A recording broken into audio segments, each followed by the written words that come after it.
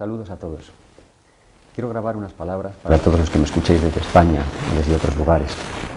Unas palabras urgentes que dirijo a mis amigos desde Atenas, desde esta Atenas cada vez más herida. Quiero informaros de una situación que nos atañe a todos y que por su gravedad está consiguiendo que en los últimos tiempos cualquier otro asunto de los que nos ocupan parezca casi una frivolidad. También quiero pediros algo importante, pero voy a dejarlo para el final, porque confío en que no os importará esperar unos 5 minutos.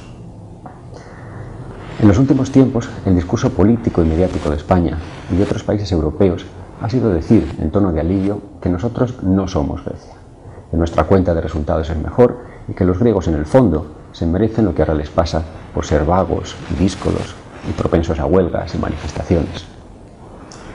Esperemos que, ahora que la marea está llegando a España y a otras latitudes, ahora que comienzan a recortarse allí sueldos, pensiones, derechos y prestaciones, los españoles y los europeos sopesen mejor su juicio sobre Grecia y tomen conciencia de la verdadera naturaleza de la situación que nos amenaza a todos y de su verdadero alcance.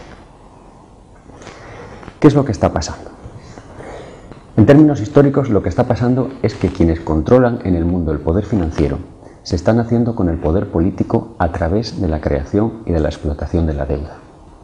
Y que lo están haciendo con la connivencia de nuestros gobernantes y ante la incapacidad de una reacción organizada de los ciudadanos. Por eso el problema de Grecia no es un problema de carácter local.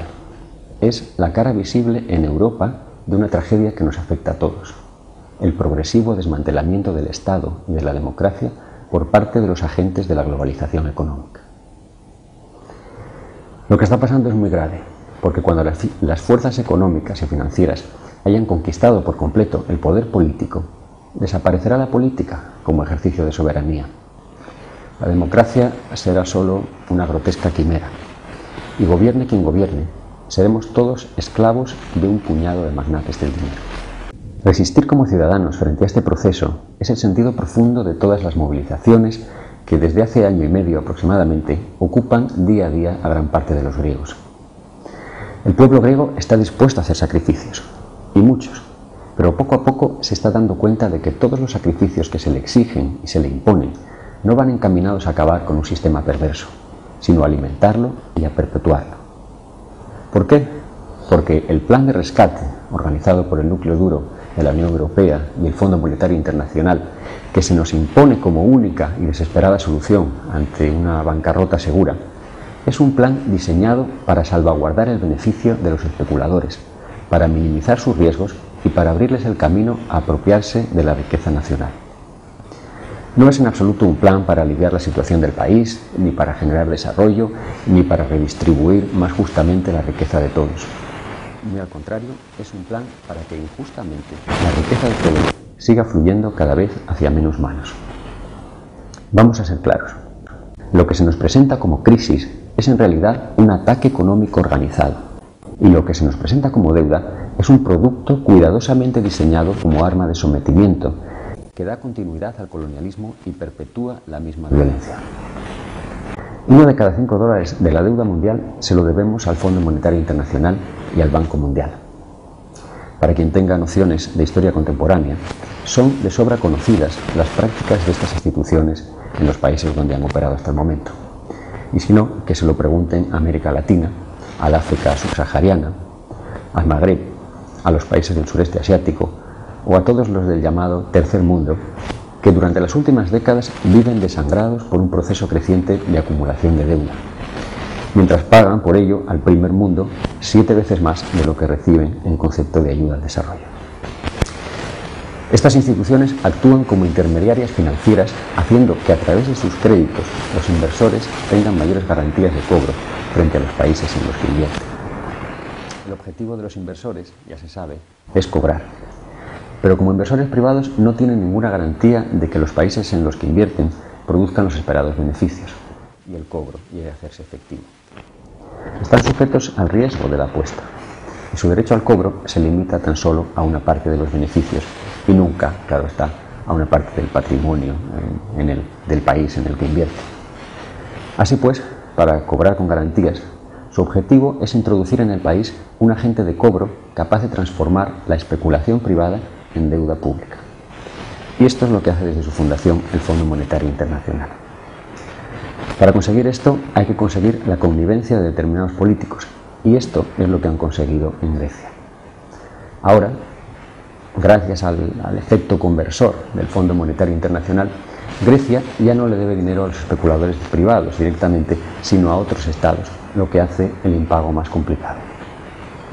Y ahora hay que responder a esta dudosa deuda con el sudor de los contribuyentes y, lo que es más atractivo para los inversores, con la riqueza nacional, que el propio gobierno se ha encargado de comprometer como aval, más allá de lo inalienable en el texto de los protocolos que hace poco acaba de firmar. Vamos a ver, ¿es Grecia el país más endeudado de Europa o del mundo, como quieren hacernos creer desde hace tiempo? Por supuesto que no. En deuda externa en millones de dólares ocupa el puesto 18. En deuda externa con relación al Producto Interior Bruto ocupa el puesto 9. Y en deuda per cápita ocupa el puesto 15, muy por detrás de Francia, Alemania, Inglaterra o Suiza, e incluso a bastante distancia de España. Tampoco ocupa el primer puesto en cuanto a endeudamiento privado, ni en cuanto a gasto público, ni siquiera en cuanto a número de funcionarios. Eso sí, es el país de Europa con más alto índice de precios al consumo en artículos de primera necesidad. Y la mayoría de los griegos llevan mucho tiempo teniendo que recurrir a la familia, al pluriempleo y al trabajo precario para poder llegar a fin de mes. ¿Qué es entonces esa deuda? Esa deuda, en nombre de la cual Grecia está siendo obligada a contratar el mayor préstamo de la historia de la humanidad, es en un 90% bonos del Estado. Y los bonos del Estado no son exactamente deuda, son mecanismos de inversión, libremente negociables en el mercado de valores. Es decir, apuestas con dinero en las que se puede ganar o perder. Y en esto hay una gran diferencia. Actualmente, el capital que se mueve en el mercado de préstamos a nivel mundial es de 1.000 billones de dólares. 1.000 billones de dólares. Mientras que la producción anual del planeta es solo de 57. Esta abismal diferencia es lo que explica, es la causa del endeudamiento del mundo. La causa no radica en el déficit real, sino en la necesidad que apenas 1.600 inversores tienen de explotar ese capital. En las últimas décadas, económicamente hablando, hemos construido un mundo que no solo es injusto, sino absurdo. Y sin embargo, parece que hay que hacer todo lo posible para que no se venga abajo. Así, sin ir más lejos, hace apenas 2 años, Grecia rescató a los bancos con 70.000 millones de euros de los contribuyentes, dicen que para evitar desastres mayores. Y ahora hay que rescatar también al sector financiero, nuevamente con el dinero de los impuestos de los contribuyentes. Mientras tanto, atención, el 50% del dinero que se mueve en el mundo lo hace a través de compañías offshore creadas en paraísos fiscales para evadir impuestos y para mantener el total anonimato de sus propietarios. Solo en Grecia operan más de 4.000 offshores y en los últimos 10 años se han fundado en el mundo más de 1 millón de estas empresas inventadas por los especuladores anglosajones. Hoy los golpes de Estado los dan los financieros. Al pueblo griego, siguiendo los dictados de la Comisión Europea, del Banco Central Europeo y del Fondo Monetario Internacional, se le suben los impuestos, se le recortan los sueldos, se le expulsa del trabajo, se le arrebatan conquistas sociales y sanitarias, se le impone la privatización de sus empresas estatales, se le obliga a poner en manos de inversores extranjeros la riqueza nacional de su país, se le fuerza a comprar armamento a sus acreedores y se le pide encima que pague tasas solidarias. Mientras se está subvencionando a los bancos y ni siquiera se plantea la imposición de una mínima tasa del 0,1% sobre las transacciones financieras internacionales. Una tasa con la que podrían recaudarse anualmente más de 600.000 millones de euros, más de la supuesta deuda griega, sin tocar el bolsillo de los contribuyentes ni el hambre de los pobres. Pero esto no se hace, debe de ser inmoral. Mientras el mundo funcione así, ni los políticos ni los financieros tienen autoridad moral para imponer los sacrificios que pretenden.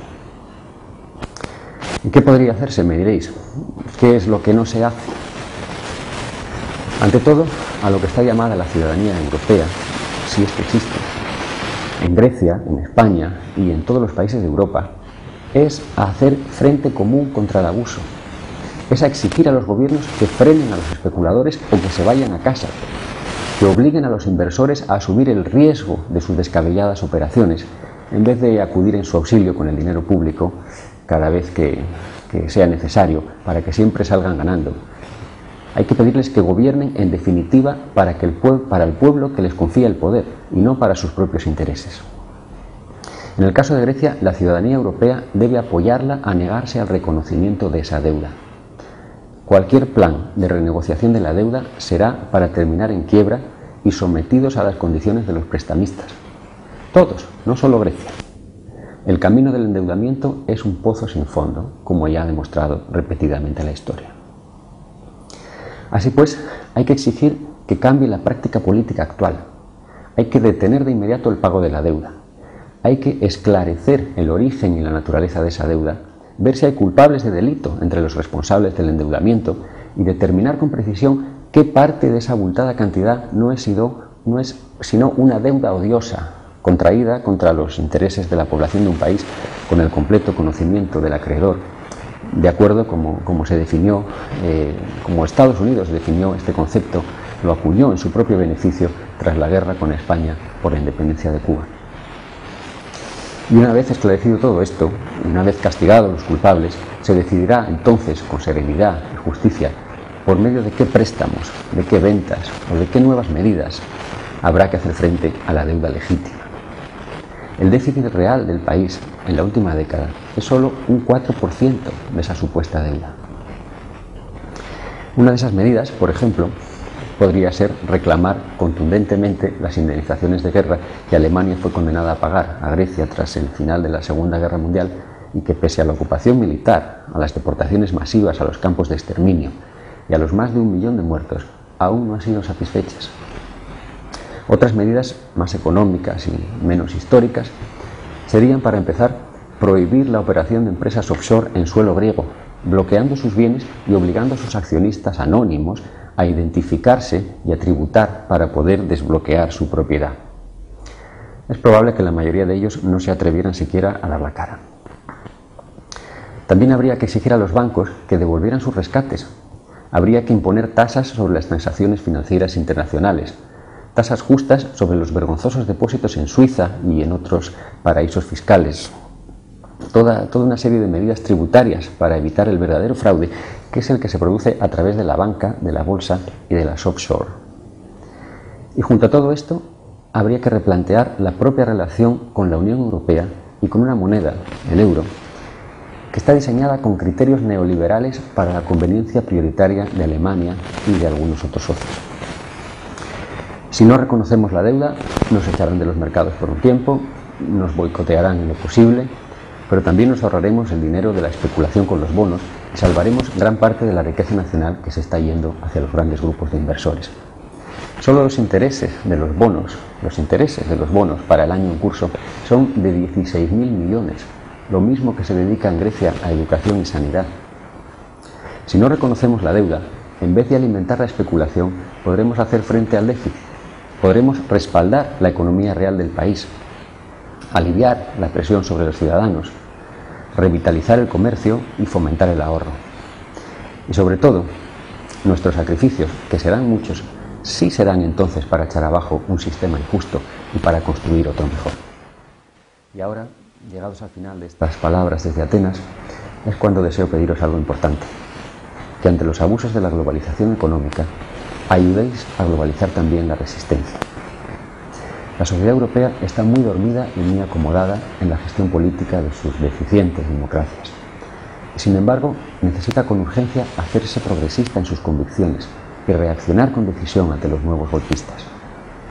Combatir con eficacia la injusticia y la ignorancia, en vez de encubrirlas o favorecerlas de acuerdo con oscuros intereses. Y esto debe hacerlo por el bien de todos, porque quienes disfrutamos más que otros de la libertad, del bienestar y de la cultura, tenemos esa deuda moral con el resto de la humanidad. Sí, reconozco que soy antisistema, porque no entiendo cómo, en un mundo en el que 50 empresas acumulan mayor riqueza que 100 países, alguien solidario puede seguir siendo prosistema. Creo que en los tiempos en que vivimos, nuestro sistema necesita más que nunca disidentes, gente dispuesta a pensar alto, a sentir hondo y a hablar claro. Un abrazo muy fuerte desde Grecia.